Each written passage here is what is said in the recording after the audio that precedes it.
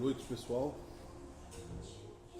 os amigos aqui presentes. Esse é o plano espiritual. Vamos conversar um pouquinho sobre o espiritismo, né, como costumamos fazer tradicionalmente. Vamos juntos primeiro fazermos uma oração para que a gente possa nos afinizar um pouco com a inspiração dos nossos amigos espirituais. Então a Ti dirigimos o pensamento, Senhor Jesus, elevando também os nossos sentimentos à Tua procura, Te pedindo que nos ensine a compreendermos a Tua humildade, o exemplo que deixaste para nós ao aqui passar e o caminho a seguir. Pedimos que compreendas sem tolerar com as nossas falta de responsabilidade, os nossos compromissos com o erro, como crianças espirituais que ainda somos. E orando a Ti, Pai, pedimos também que abençoe os nossos irmãos em maior necessidade, material, moral, espiritual, quem quer que seja, amigos, inimigos, encarnados, desencarnados, que possamos fortalecer a energia da fé e do amor nesta nossa exposição diante daquilo que é necessário se conduzir e respeitar na vida que Tu nos deste, Senhor Deus. Querido Jesus, irmão amigo, muito obrigado por receber a nossa oração, que seja feita a Tua vontade e que assim seja. Sempre é um prazer falar sobre o Espiritismo e sempre é uma responsabilidade ao mesmo tempo. Então é um diálogo fraterno que se faz, uma exposição, mas as palavras, elas são na história da humanidade sementes colocadas e que levaram a humanidade em muitos momentos de crise, de insatisfação e de dor ao abismo, pelas consequências que tiveram, mas por pessoas altamente inspiradas, e principalmente Jesus, na sua condição de anjo espiritual, descido até a terra, encarnado como figura humana, para se fazer exemplo do objetivo a alcançarmos, a palavra se fez luz e exemplo. Então ela tem muita importância, mesmo que em muitos momentos ela esteja distante da realidade. Porém, ela é o farol da realidade. A palavra é resultado da vibração espiritual que sentimos, que temos, e a materialização dos nossos destinos. Eu só vou ler um trechinho aqui que também faz parte do Espiritismo para falarmos sobre esta energia que é a palavra, sobre a força da palavra e a importância que a doutrina espírita tem também na questão de colocar a palavra como um fator motivacional para que aos poucos a gente possa se transbordar dos conceitos e que esses conceitos acabem em determinado momento se tornando o pêndulo do nosso destino para a positividade consolidada. É um trecho de ânimo e otimismo de Lourival Lopes. Dias de luz. Abençoa os teus dias para que os teus dias te abençoem. Faze de teu caminho uma senda de luz para que essa luz te resguarde e não te abandone à dor, à corrupção, ao negativismo. Desde há muito sublimes condições de vitória e vida plena estão em teu interior. Usa desses recursos com sabedoria e tudo será facilitado. Tem fé e esperança e os novos tempos serão melhores. Aproveita o melhor de ti, o que mais sabes fazer, e põe-te a agir, que as respostas de Deus virão. O melhor já está preparado para ti, bastando que o mereças. Então, se pode, de qualquer trecho de filosofia, baseado na questão da realidade espiritual, da utilização das energias, das possibilidades que o conhecimento da doutrina espírita nos dá, avançar no sentido de nos renovarmos na nossa rotina constante, ao qual estamos, por lei de reencarnação, impostos a viver, porque é Deus que assim o quis, e aceitamos por termos implorado, inclusive antes de reencarnar, a oportunidade da reencarnação. Entendermos que é preciso que façamos a nossa parte no progresso espiritual. Entendermos na renovação do dia a dia e na proposta que esta verdade, dita por uma coletividade de espíritos no século XIX, coordenadas por Jesus Cristo, representadas por Allan Kardec no plano material, tendo como objetivo tirar a humanidade da escuridão, que a idade das trevas nos colocou por vontade nossa, seres humanos viventes neste planeta já há muitas reencarnações. Alguns oriundos aqui do próprio planeta, outros reencarnados de outras orbes, mas porém pela lei da misericórdia divina, recebendo a terra como oportunidade de arado, de trabalho, de proteção até da sociedade que nos cerca, para que pudéssemos interagir com isso e aprendermos a refrear os nossos impulsos negativos, como diz o texto. Então, quando se pensa em espiritismo, não se esgota o assunto em alguma literatura. Se diz hoje em dia, muitas pessoas ansiosas por novidades, que o espiritismo corre o risco de estar defasado porque as obras de Allan Kardec têm 150 anos. Mas esquecem-se da humildade de buscar, na palavra simples, a verdade que Jesus Cristo exemplificou e não escreveu nada, porque ele queria que se vivesse a palavra exemplarmente e não tornasse letra morta aquilo que ele falava, porque ele sabia escrever, ele poderia ter escrito obras como outros filósofos fizeram, ele poderia ter deixado uma enciclopédia de luzes, mas deixou que outros falassem sobre os milagres, sobre os exemplos, sobre as possibilidades que ele nos dava, vindo de um plano muito superior ao que nos encontrávamos, mostrando que este plano existe, reencarnando na condição de homem e abrindo, portanto, uma avenida de amor e de esperança através da fé. E as suas palavras não passariam, ele disse. E o Espiritismo, ele é essencialmente cristão. A palavra Espiritismo foi criada por Allan Kardec. Então não é necessário dizer Espiritismo kardecista. Somos espíritas, ou simpatizantes do Espiritismo. Allan Kardec, se falhasse, perguntou em determinado momento sobre isso aos espíritos, teria um substituto.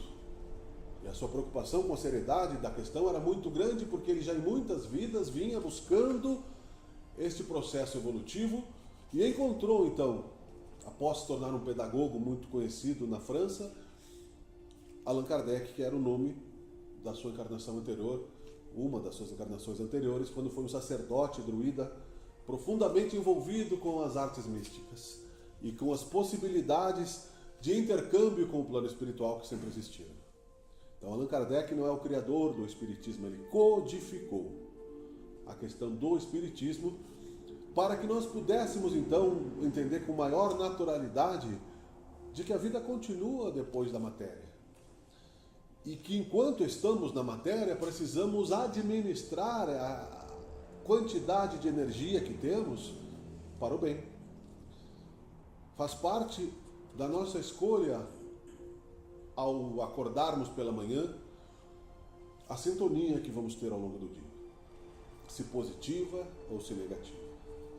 Teremos influências, assim como as ondas de rádio tem descargas elétricas que influenciam a qualidade do som ou imagens, as nossas antenas espirituais, como consciência, também sofrem influências múltiplas das nossas consciências passadas, das nossas ansiedades futuras e do esforço que o metabolismo espiritual faz dentro de nós para que nos tornemos naturalmente a imagem e semelhança de Deus.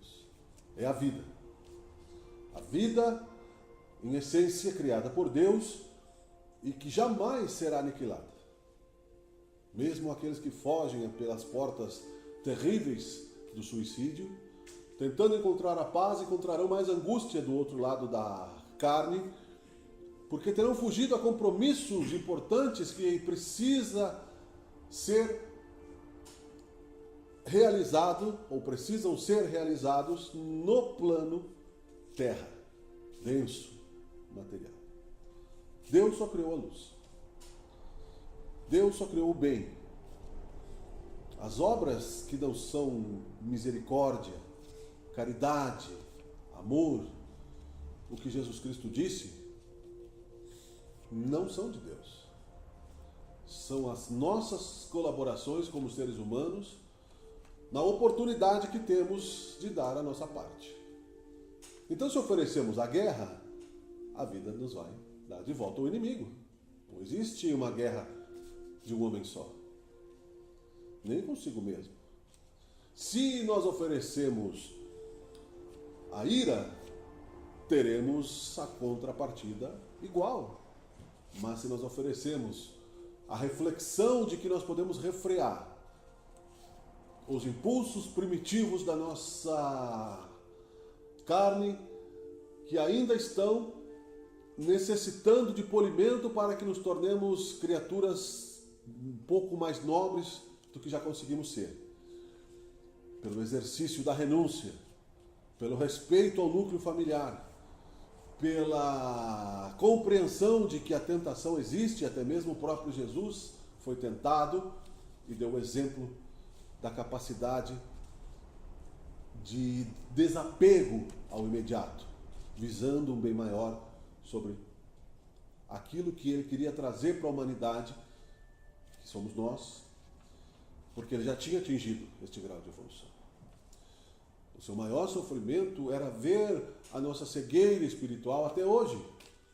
E mesmo assim, pela sua infinita misericórdia como irmão de luz, não Deus, irmão de luz, disse que nenhuma ovelha se perderia deste grupo de espíritos ao qual Deus deu a ele a responsabilidade de atrair para o caminho do bem, a verdade do amor incondicional, né? E a vida eterna, sem maiores angústias, sem maiores dificuldades morais, emocionais, físicas. Porque se precisamos passar pelo filtro das doenças e pelo mistério, entre aspas, de como será o dia do nosso desencarne, a morte do corpo, é porque ainda estamos apegados às luzes artificiais. Tudo é luz, tudo é energia. Isso se chegou à compreensão científica através de Albert Einstein, e lamentavelmente para ele, os seus assessores, quando compreenderam a teoria da relatividade e da questão subatômica, transformaram isso numa bomba, e ele foi embora da Alemanha e se colocou nos Estados Unidos. Já vinha ele estudando por várias encarnações a questão subatômica desde o tempo da Grécia. E compreende-se então, através da ciência, que também engloba o espiritismo, que tudo é luz. Tudo é energia. E já na Idade Média, por intuição, o filósofo Lavoisier disse que nada se cria, nada se perde, tudo se transforma. Então, na respiração de Deus, como dizem os hindus, que é uma fração milésimo de segundo do universo, se criam em mais de 400 milhões de anos humanidades vindas de Deus, o sopro de Deus. Onde ele sopra o universo, existem representações muito belas disso dentro do Bhagavad Gita, que é um livro do hinduísmo, aonde Krishna compreende-se como Deus, sopra o universo e depois respira para dentro de si mesmo. É uma Manvantara que se chama. Ou seja, nós estamos como átomos gravitando de volta para Deus, para que nós, plenos de luz, vivamos com o nosso Pai. Mas quando estamos apegados à luz da matéria, porque isto é uma flor artificial feita pela mão do artista, isto é uma letra artificial que tem um símbolo de representação, que representa toda a sociedade espírita, harmonia e luz, centro de estudos, que nos faz pensar, mas não é a realidade do que há por trás da doutrina espírita e do centro espírita, porque é uma representação, é um símbolo. Aquela é uma flor de plástico, é um girassol de plástico. Esta é uma flor de plástico, este é um instrumento plástico sagrado, porque senão nós teríamos que trazer água com a mão. E não teríamos como armazenar água e teríamos que bebê-la. Ou seja, o progresso da luz artificial é para ser utilizado, mas temos que nos desapegar do artificial para compreendermos a verdadeira luz, quando entendemos que tudo passa na matéria. Que tudo que é material são utensílios, e que tendo nós sendo grandes ou pequenos nas vidas passadas, deixamos muitas vezes os nossos corpos materiais para chegarmos ao que somos hoje. Então nós não vamos impedir o envelhecimento da célula, nós podemos retardá-lo, porque é cuidar do corpo e do espírito também o conselho que se dá para que tenhamos plenitude na reencarnação. Para que possamos aproveitar todas as reflexões que nos chegarão naturalmente diante dos desafios que temos da rotina diária, para nos elevarmos da sombra do vale de lágrimas, da choro e ranger de dentes. Nós talvez não tenhamos a total empatia do que significa a solidão. Muitos a vivem, muitos até cercados pela multidão. Talvez não tenhamos a real compreensão de nos colocarmos no lugar do próximo, perdido no vício de drogas, de álcool, o desespero da prostituição. A dor silenciosa do pai que perde o seu filho e não tem o consolo porque acredita no nada ou no mistério da fé, sem compreender que este véu das vidas espirituais foi organizado de uma maneira clara pelo Espiritismo, não para se tornar superior, mas para contribuir com a humanidade e até mesmo as outras formas de manifestação. É fora da caridade que não há salvação, o mantra de Allan Kardec. A caridade que se estuda, que não é somente a caridade de dar o pão, mas a palavra de Deus, como dizia Jesus. E aí, pensamos muitas vezes no auge da nossa rotina cotidiana, que o tédio se apresenta de maneira muito poderosa, porque quando os nossos corpos já estão plenos de satisfação em todas as suas possibilidades e vemos a necessidade de recomeçar no dia seguinte e um objetivo para recomeçar, pensamos que este objetivo precisa valer a pena para que nós nos dediquemos com plenitude e avancemos com qualidade. E nessa dureza espiritual que se apresenta, criamos entretenimentos passageiros para desperdiçarmos o tempo e nos livrarmos do tédio. Então as fugas espirituais da luz artificial aplaude a fama alheia ou a busca desesperadamente.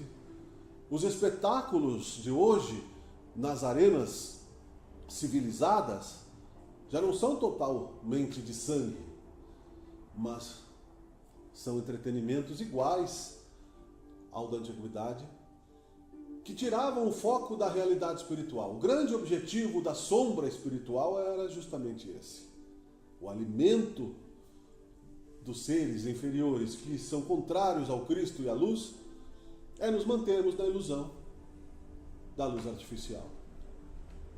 Porque invigilantes, facilmente nos entregamos à ira, facilmente, como uma chaleira que ferve, deixamos sair um vapor do sentimento de ódio. E não há, segundo o Espiritismo, uma fração de segundo de ódio violento dentro de nós que não mate milhares de células do nosso corpo. Origem, inclusive, do câncer, o ódio, o rancor, o sentimento de vingança. Se não desta, de outra encarnação. Porque são coisas que mandamos para a vida e recebemos de volta. Então, sem amor, e compreender o amor exige de nós essa capacidade de vencermos a rotina e encontrarmos um significado para estarmos dentro da casa espírita, que seja, ou em nossas casas, fazendo o trabalho do bem em nós, para que isso possa palidamente gerar brotos para os nossos familiares, para os nossos vizinhos, para os nossos amigos, ou simplesmente navegarmos numa calmaria ou numa tempestade sem rumo, em círculos. E andaremos em círculos, porque Deus permite, ao infinito, se quisermos. Reencarnando, desencarnando, reencarnando, desencarnando, ora financeiramente favorável, ora não, ora com vantagens políticas, ora não, ora com o vento ao nosso favor, ora não, mas num círculo vicioso, num labirinto, aonde o minotauro deste labirinto que quer nos devorar é justamente este tédio que nos torna estacionários como espíritos. Então a palavra de Jesus que veio até hoje, e muitos dizem na valorização da palavra como verbo de Deus, a própria Bíblia, a própria literatura ou liturgia católica, e o Espírito entrou em mim e disse, ou seja, um fenômeno mediúnico de um espírito da antiguidade, falou, chamou, buscou. Buscai primeiramente o reino de Deus e o resto vos será dado por acréscimo. Sem sentirmos desconforto com a nossa imperfeição diante de Deus. Ele sabe disso. Sem sentirmos que, ao chamarmos Deus para a nossa realidade, teremos a obrigação de nos santificarmos imediatamente. Seria uma violência de Deus exigir isso de nós, assim como um pai que exigisse do seu filho, nas primeiras horas da escola, a definição de uma grande equação matemática. Deus respeita o nosso livre-arbítrio porque Ele nos criou para o bem. Sabe as escolhas erradas que fizemos nas nossas vidas passadas e aposta nas nossas escolhas corretas, mas nos permite que construamos o nosso futuro. Então, por isso que o Espiritismo não sai, para concluirmos nesses últimos instantes, a bater nas portas das casas para buscar fiéis. Porque é nós que nos tornamos fiéis de nós mesmos ao persistirmos com uma compreensão profunda de que a luz artificial é necessária. Teríamos que estar como uma luz do fogo, em outros tempos, em uma caverna, como os primeiros cristãos, escondidos. A tecnologia, o bem, as possibilidades são úteis à nossa libertação. Mas, ao nos apegarmos à luz artificial, agimos como mariposas que somem à luz do sol, mas se apegam à luz tolas e andam em círculos até a morte, sem prazer em viver, mornos.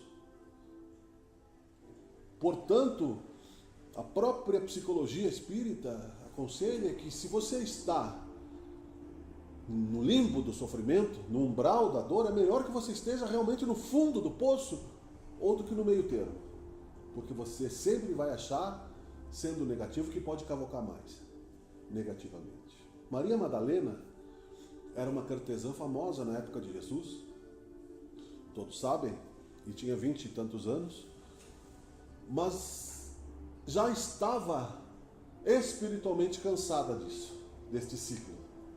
Adquirir, acumular e perder. Nós temos que adquirir pelo direito do trabalho, administrar, gerar riqueza e ensinar, como a parábola dos talentos. Porque aquele que muito tem, mais será dado. E este é o grande prazer do Espírito quando se desenvolve como ser imortal, sabendo que a vida infinita nos dá a segurança de que Deus, através da inspiração superior, fez com que Jesus Cristo filosofasse sobre os lírios do campo, aonde ele pregava não a irresponsabilidade, mas a confiança em Deus. O trabalho vai aparecer, a oportunidade de progresso vai aparecer, a companhia vai aparecer, o prato de pão vai aparecer, a roupa vai aparecer, porque se formos otimistas, né? Jesus disse que se Deus que criou a natureza e que dá valor a uma flor que dura só um dia, vocês não sois mais do que isso? Então por que temeis? Mas nós tememos. Na nossa instabilidade emocional, né? De que quando estamos forrados de luz artificial, nada tememos. Somos ditadores, se não de grandes grupos familiares. Impomos, né, os nossos gostos, as nossas vontades, falamos grosso, né? E quando estamos distantes de toda essa realidade, né, temos uma falsa humildade. Porque caso contrário, né, a humildade seria já popular e não é. Sem que precisemos fazer julgamentos coletivos, mas que olhemos as nossas emoções, quando somos, quando não somos, de acordo com o bem, e os resultados que isso traz, neste autoconhecimento, no progresso objetivo do bem e da luz, saberemos qual é o melhor caminho para nós, porque ajuda-te que o Senhor te ajudará. Buscai e achareis. Batei e abri-se-vos-á. É isso que Jesus dizia. É isso que os pré-cristãos diziam, mas Jesus acima, né, de todos, mas ao mesmo tempo sem querer ser o maior, mas ser o mais humilde, sem se preocupar com esse título de mestre, de bom, porque ele mesmo reprimia. Por que me chamas de bom? Bom sou Deus. Para que dentro de nós construamos a verdade. E Chico Xavier dizia que se arrastava como uma lesma, considerando que ele já via a grandeza de Jesus e de outros, mas sempre para frente. Então não precisamos nos martirizar tanto quando erramos, mesmo que já saibamos a verdade. Quando caímos por teimosia infantil, mesmo que já seja a milésima vez que caiamos, porque se caímos, é porque não estamos prontos. Se tivermos o pensamento negativo em desacordo com a moral perfeita, é porque não estamos prontos. Agora, desistir não vai nos fazer felizes. Pelo contrário, se você parar a primeiro percalço que você criou para si mesmo, outras oportunidades não vão aparecer. Então a palavra tem muita força nisso tudo, a oração, a vontade de querer e a fé raciocinada de que há uma lei organizada no universo, que Deus é Pai Criador, que Ele não é inconveniente em nossas vidas e que por mais que aparentemos estacionamento e imutabilidade, nós estamos evoluindo. Vamos pedir a Deus que nos perdoe pelos galhos de amor que não conseguimos botar com uma planta que ainda não cresceu e que saibamos podar aqueles que nós não precisamos ter, porque somos plantas também de vida que Deus nos deu. Que essas palavras sejam úteis para as nossas reflexões, que continuemos a avançar nesse conhecimento que é maravilhoso, que não nos exige mais do que aquilo que nós possamos dar, e que nos libertemos, né, do medo, porque o amor, né, cobre toda a multidão dos nossos erros, dizia Jesus. Então, muito obrigado, é um prazer ter conversado, que seja feita a vontade do nosso Deus nesse momento, e vamos para o trabalho de paz.